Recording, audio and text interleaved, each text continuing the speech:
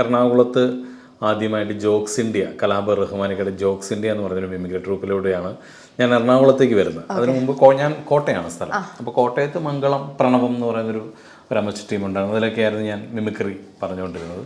അപ്പോൾ ആദ്യമായിട്ട് എറണാകുളത്തേക്ക് ഞങ്ങളുടെ ഒരു ടീമിൽ നിന്ന് 3 പേരെയാണ്, റഹ്മാനിക്കയും അന്ന് ജാഫ്രിക്ക ഉണ്ടായിരുന്നു, റഹ്മാനിക്ക ഇടുക്കി ജാഫർ. ഇവർ രണ്ടുപേരുടെ ചേർന്നാണ് ഞങ്ങളുടെ ടീമിൽ നിന്ന് ഒരു 3 പേരെ സെലക്ട് ചെയ്ത് എറണാകുളത്തേക്ക് കൊണ്ടുവന്നു. അതിൽ ഞാനുണ്ടായിരുന്നു, പിന്നെ ഒരു കോട്ടയം ഷാജി എന്ന് പറഞ്ഞ ഒരു ആർട്ടിസ്റ്റ് ഉണ്ടായിരുന്നു, പിന്നെ സോണി ചൈനാശ്ശേരി.